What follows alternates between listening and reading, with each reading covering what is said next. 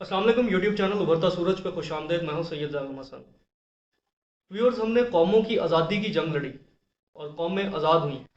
ये पाकिस्तान भी जो मारज़ वजूद के अंदर आया, ये दो कौमी नज़रिए के ऊपर मारज़ वजूद के अंदर आया कि हमने ये बात कही कि बर सग़ीर के अंदर दो कौमें आज़ाद हैं और ये इकट्ठी नहीं रह सकती। और इसी तरह दुनिया के अंदर बहुत सी कौमों ने दूसरी कौमों से आज़ादी ली और हमने इस चीज़ को वादे किया कि ऐसा नहीं हो सकता कि एक कौम जो है वो दूसरी कौम के ऊपर कभी भी हमला करके और कब्जावर हो जाए और उनके राइट्स को जो है वो इस्तेसाल करे, उनको एक्सप्लॉइट करे।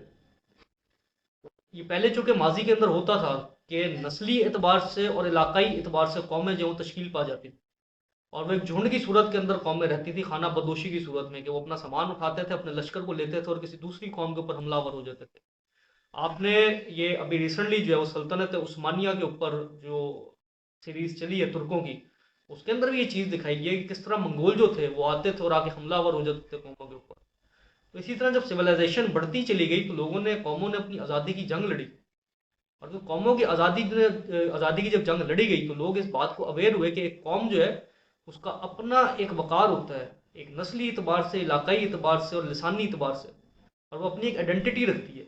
और उस आइडेंटिटी के अकॉर्डिंगली उसकी एक जो है वो उसके कुछ राइट्स होते हैं और उन राइट्स को जो है वो फुलफ़िल करना और उन राइट्स की जो बहाल रखना, उनके राइट्स को, वो उनके कौमों के सरबराह की ज़िम्मेदारी होती है। इसीलिए कौमों ने अपने सरबराह मुकर्रर किए और इसके लिए मुख्तलिफ निज़ाम हमारे सामने है। कोई डिक्टेटरशिप का आया, किनशिप का आया, इसी तरह डेमोक्रेसी हमारे पास आई और इसके अंदर सबसे बेस्ट वे जो था वो डेमोक्रेसी को कहा गया कि डेमोक्रेसी जो है वो किसी भी कौम या किसी भी रियासत को चलाने के लिए सबसे बेस्ट वे है। क्यों? इसके अंदर जो पब्लिक है उसकी एक ओपिनियन शामिल होती है डेमोक्रेसी के अंदर। मेरा जो यहाँ पे एक ओपिनियन है वो ये है कि कौमें जो है वो अपनी आज़ादी की जंग लड़ चुकी है और कौमों को आज़ादी मिल भी चुकी है। मेरा ख्याल से अब हमें फ़र्द की आज़ादी की जंग लड़नी है। एक फ़र्द जो है वो अभी भी आज़ाद नहीं है, वो किसी ना किसी सिस्टम के तहत जो है वो बाउंड हुआ हुआ है।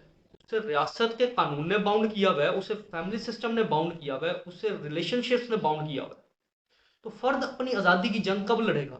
एक जो इंडिविजुअल है, क्या उसके जो राइट्स हैं या उसकी जो एक वक़ार है उसकी ज़िंदगी का, या वो उसकी जो एक अपनी मर्ज़ी है कि वो अपनी मर्ज़ी की ज़िंदगी गुज़ारना चाह रहा है, वो किधर है? फ़र्द तो अभी तक आज़ाद नहीं है। कैसे आज़ाद होगा? मैं आपको उसकी कुछ मिसालें देता हूँ। आप किसी भी मुल्क, आप इस पाकिस्तान की मिसाल ले लें, आप यहाँ पे रह रहे हैं पाकिस्तान के अंदर, आप 40-50 लाख की गाड़ी निकलवाएं अपने पैसे से। आपने जो है वो सारी ज़िंदगी पैसे कमाई करके 40-50 लाख रुपए की एक गाड़ी निकलवाई। आप गाड़ी निकलवा के कहें मैं इसके ऊपर ब्लैक शीशे लगवाऊंगा, आप नहीं लगवा सकते। आपको इस रियासत ने बाउंड किया। फर्द की आज़ादी ख़त्म।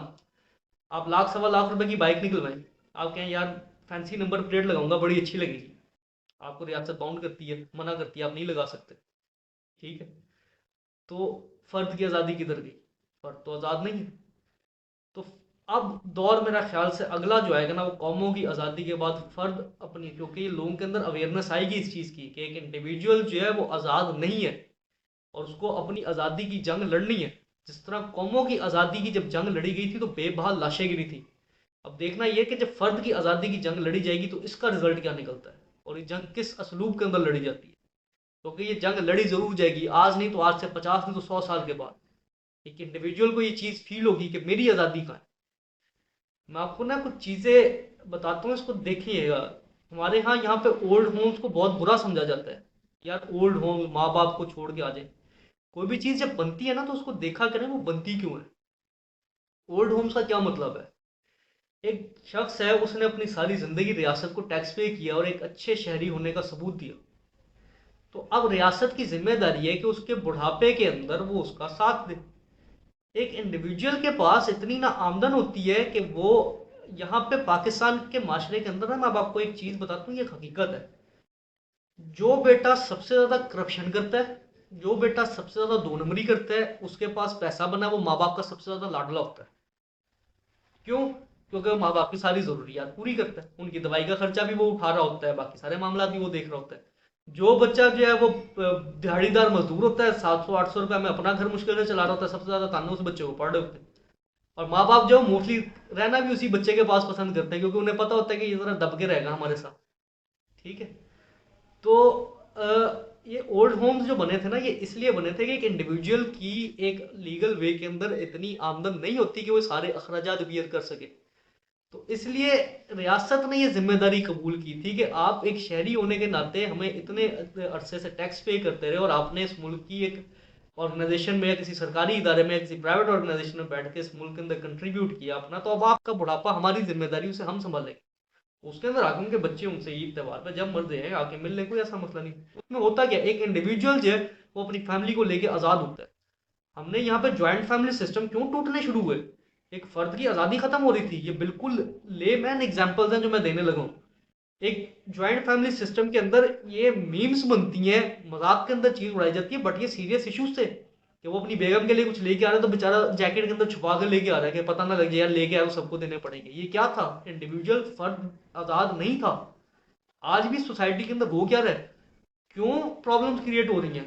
बीवी आती है, नई नई शादी होती है, जब हमने कहीं बाहर घूमने फिरने जाना है, माँ बाप जो है वो रोक रहे होते हैं, बेटा फजूल खर्ची ना करो, ये ना करो। क्या हो रहा है, इंडिविजुअल बाउंड हो रहा है। सही किया जा रहा है या गलत किया जा रहा है वो तो एक सेपरेट इशू है। आप कौमें आज़ाद हुई, वो सही आज़ाद हुई या गलत आज़ाद हुई, इसके ऊपर डिबेट होती है। कौमें तो आज़ाद हुई ना, क्योंकि उनको फील हुआ कि उन्हें आज़ाद होना चाहिए। एक फर्द है वो आज़ाद होना चाह रहा है और उसको फील आ रही है कि मुझे आज़ाद होना चाहिए, तो उसके लिए क्या करे, उसके लिए कानून साजी होती है। रियासत को ये डेमोक्रेसी को ये देने का मकसद ही ये था कि वो इस चीज़ को एक्सेप्ट करे, अपनी जिम्मेदारी कबूल करे। लेकिन रियासत अपनी जिम्मेदारी कबूल नहीं करती।